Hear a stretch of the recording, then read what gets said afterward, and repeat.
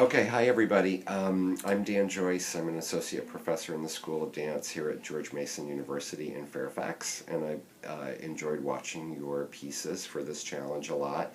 I just wanted to say briefly to everybody, really congratulations on doing this. I applaud your courage in sharing your imaginations with people in this kind of a public forum. I think it takes a lot of bravery to do that, and also to ask for feedback about your work is particularly courageous. I am a dance person. I've been a professional dancer and teacher for many years now. So I'm really coming at this from more of the dance background, obviously, although I have watched many years of skating of all kinds, and also have read a lot about skating, but my career has really been in dance, so I'm really coming from that perspective of the nonverbal, bodily, expressive kind of mode or genre that we work in. And I'm really very appreciative of everybody's efforts. I'm going to encourage you all to keep looking for inspiration of all kinds wherever you can find it. As a choreographer and an artist, really you can be inspired by anything. Other skating, dance, theater, art, literature. But remember that inspiration is that thing that we sometimes have to go looking for. We can't necessarily depend on it finding us. So remember to take your multivitamin of creativity and go out and be inspired by interesting things, and then see how you interpret them. Okay, to get to the challenges here, I'm going to start with Robert and his hip hopera piece, which was promising love, betrayal, and revenge. Terrific ideas for any kind of work of art. Those are certainly big ideas. Truthfully, I have to say I'm kind of against music fusions like this.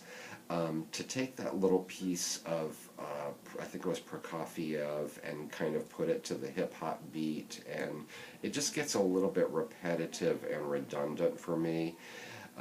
So I kind of had a problem with the music all along.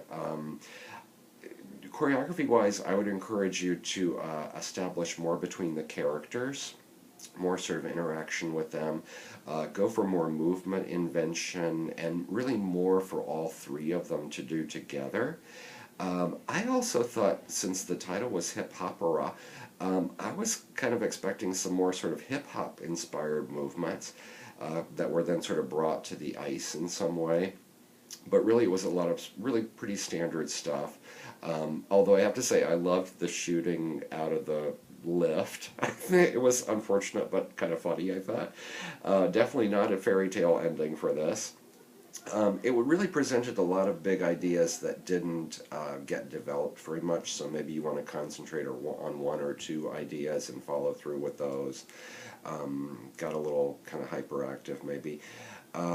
Also, too, I'm going to encourage you maybe to take a look at the idea of taking more off-ice dance classes yourself, just to give you more movement ideas to then bring to the ice. I didn't really get the ending either. It kind of came off as inconclusive to me. And I awarded that piece with 2 stars. Moving on to Emily. Emily also was given us some drama with Salome, which is an extremely dramatic biblical character. And in a similar way, I'm going to say perhaps you could look at authentic Eastern dance for inspiration. It, at the beginning, gave us kind of a cliche idea of what Indian dance or Arabian-inspired dance could be. So maybe look for a little more authenticity in that direction. I didn't get the passion of the character so much, considering that Salome is an extremely dramatic character. As Martha Graham said, you must never fail in clarity or in passion. I thought it was a good musical choice, but look for more variety in music that builds thematically as it goes along, and then the choreography will kind of have no choice but to follow suit with that. Also, be careful of some dead spots within the choreography where actually we were just kind of standing, nothing was happening. There was some nice originality in some of the spin positions, and I would encourage you to to continue to go for those unique to you movements. Remember the idea of beginning, middle, and end. It didn't really, for me, develop to a kind of an epic ending, considering that the head of John the Baptist is being served to us on a silver platter. And I thought it just kind of came off a little weaker than it could have, considering that that was really the story. And I awarded Emily's piece also 2 stars. Moving on to Felicia's trio, again, a certain other life and death struggle, a very dramatic, big picture kind of topic to take on.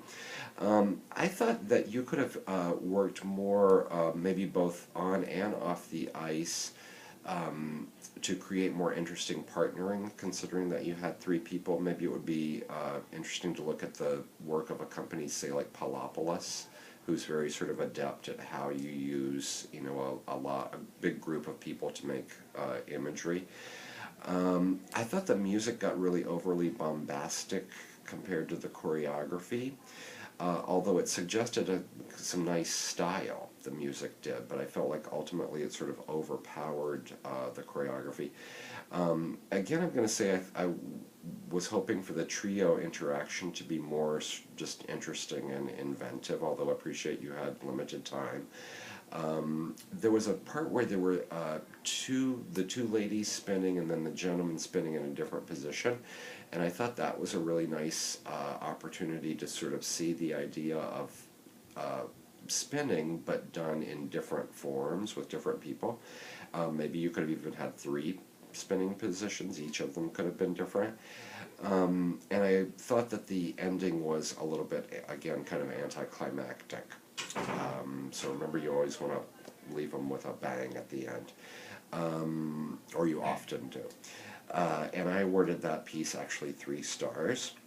Moving on to Mirelle, I appreciated her very clear expression of the princess idea, and the prince waking up, or the princess waking up, etc., and then realizing that the prince really isn't there. I would have liked to have known what the music was, and I think we should always point that out, who the composer is and where the music's coming from. I like the idea of the prince kind of coming in and out, and I thought maybe you could have developed that even a little bit more. The music was a little bit nondescript in my opinion, so be careful of your music selection, that's supporting what you do. The drama of the music really kind of overpowered the choreography for me a little bit.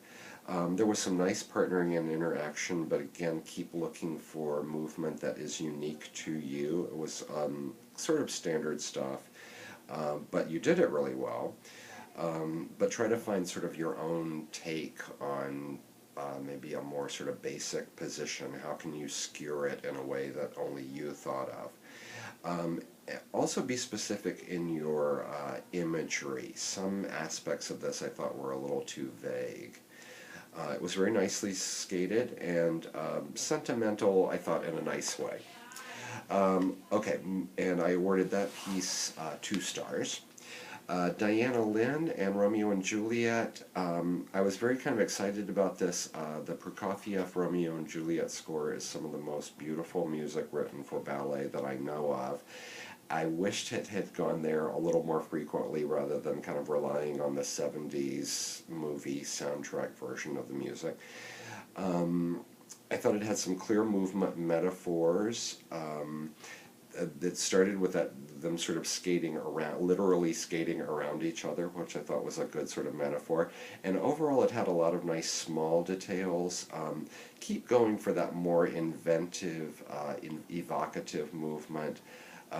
Some of the lifted partnering positions I thought could have been a little more unique to you. Part 2 was very kind of sweet and sad and simple and clear, and I appreciate that. It was a nice version of the music as it went on, but again, it made me want Prokofiev. Maybe work a little more on expressive arm gestures. I thought some of the arms got a little inexpressive, and you know, the arms can really help you tell your story. Part 2 could have developed, I thought, even more expressively in the dramatic department. It was a little undercooked for me. And maybe a little bit too cliche and literal, which we always want to be careful about. Also, you want to, it didn't really have an adequate build up. Kind